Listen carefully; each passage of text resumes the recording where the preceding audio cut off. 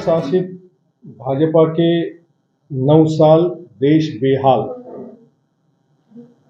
अभी प्रकाश नागने जी ने पूरे आपको 9 मुद्दे उसको 9 में किया है, वैसा देखने जाए तो 900 मुद्दे हो जाएंगे।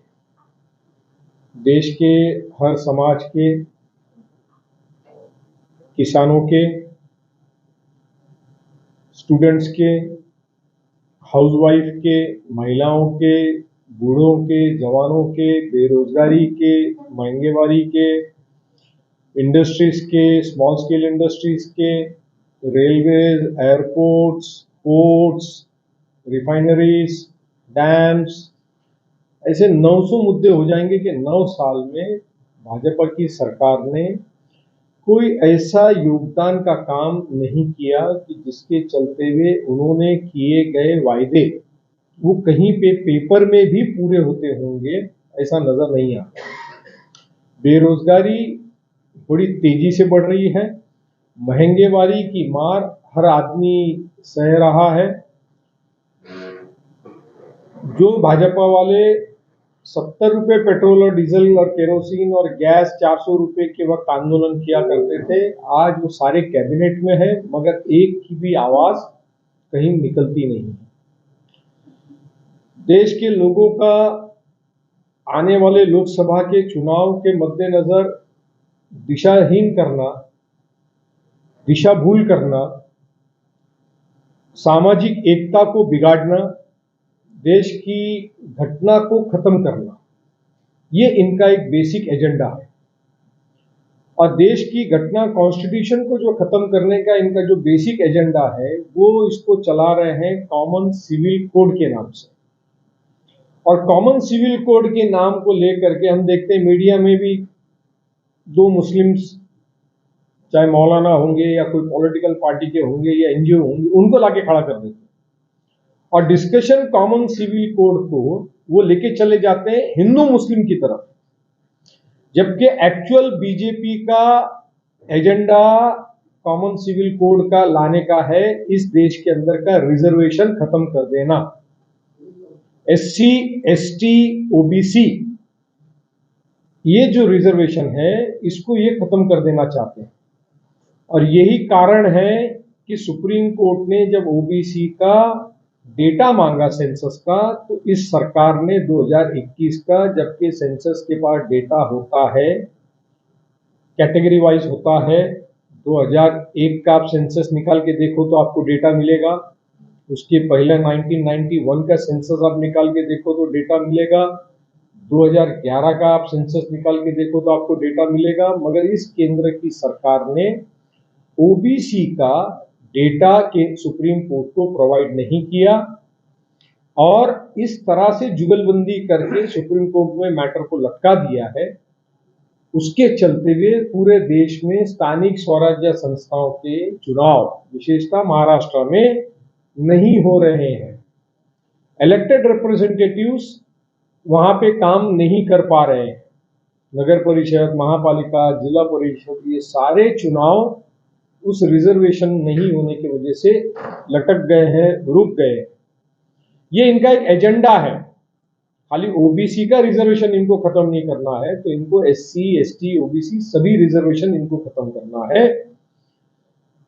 ये उसके पीछे का मेन मकसद है, मेन मुद्दा है। और इसके चलते हुए इसको पोलराइजेशन कैसे करना है, तो कॉमन सिविल कोड, तो कॉमन सिविल कोड की बात करके मुसलमानों को सामने खड़ा कर देते, तो मुसलमानों का आपत्ति है।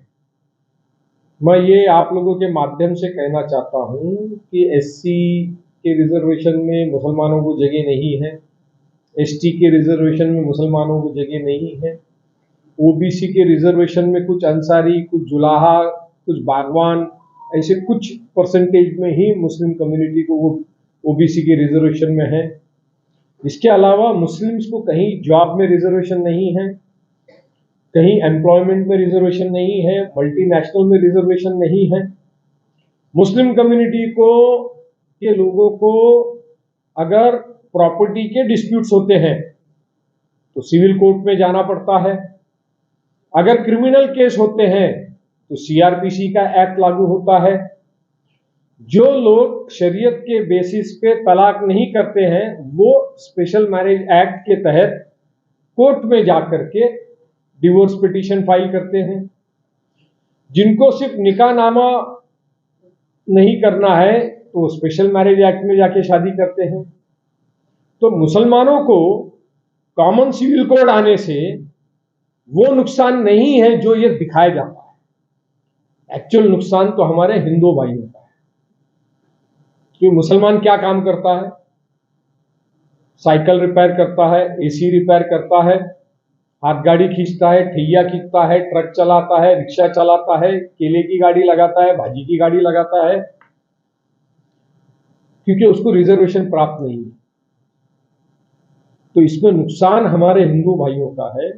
मगर ये पोलराइजेशन करना चाहते हैं देश में 2024 के इलेक्शन के पहले, और इसीलिए अभी ऑब्जेक्शन सजेशंस का इन्होंने निकाला कि 1 महीने में कॉमन सिविल कोड के संदर्भ में लोगों ने अपना ऑब्जेक्शन सजेशन देना। जब आप इस घटना को ही खत्म कर देना चाहते हैं, आपका उसके पीछे का मकसद ही वो है, तो ऑब्जेक्शन सजेशन लेके भी आप क्या करने वाले?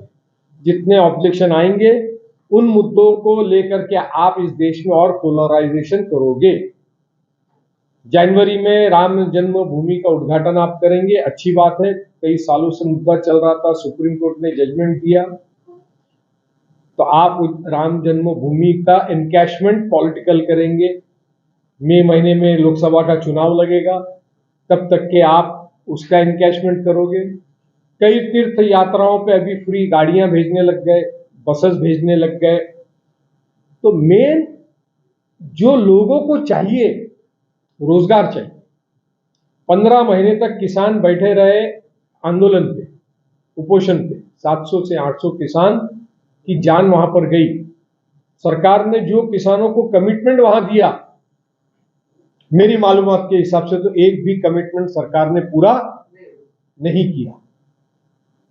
बाकी के तो अमित शाह जी ने कह दिया ये तो जुमले हैं, 15 लाख जुमला है, बाकी के सारे जुमले हैं।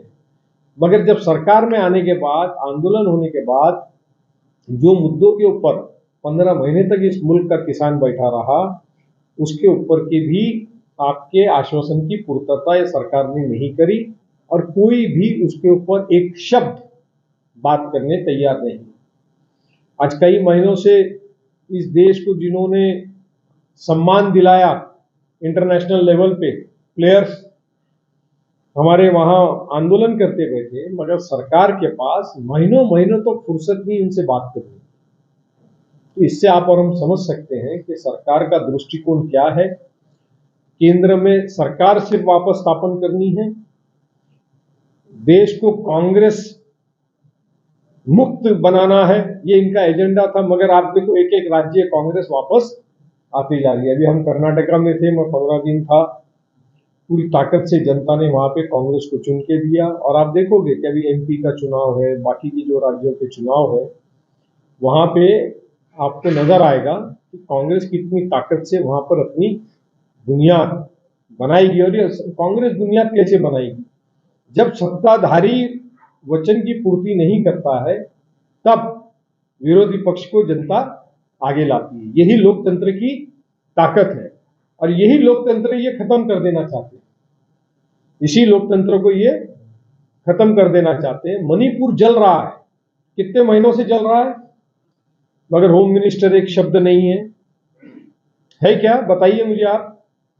प्राइम मिनिस्टर का एक शब्द नहीं है। मेंबर ऑफ पार्लियामेंट के जब भी ऐसे कोई हादसे कहीं होते हैं कहीं स्टेट में, तो पार्लियामेंट की एक कमेटी बनाई जाती है, प्राइम मिनिस्टर उनको भेजते हैं। तो जो लोग दंगाई है या जो दंगा कर रहे हैं या जो इश्यूज हैं, उस इश्यू को रिजॉल्व करने के लिए, वहां लोगों से बातचीत करने के लिए मेंबर ऑफ पार्लियामेंट की कमेटी जाती है, डेलीगेशन जाता है, मिनिस्टर्स जाते हैं। मगर मणिपुर आज महीना भर से ज्यादा हो गया, मणिपुर जल रहा है, मगर उसके ऊपर निशब्द, कोई शब्द नहीं, कोई चर्चा नहीं। इस तरह से पूरे देश का हाल है। सिर्फ चैनल चालू करके आपको मन की बात सुनाएंगे, मन की बात से पेट नहीं भरता। मन की बात खाली सुनने में अच्छी लगती है, उससे पेट नहीं भरता, रोजी रोटी नहीं मिलती, रोजगार नहीं मिलता। तो 9 साल मोदी जी के सरकार के 9 साल भारतवर्ष बेहाल, ये हमारा मकसद है आप लोगों तक के बात को पहुंचाना और आपके माध्यम से जनता के पहुंचाना।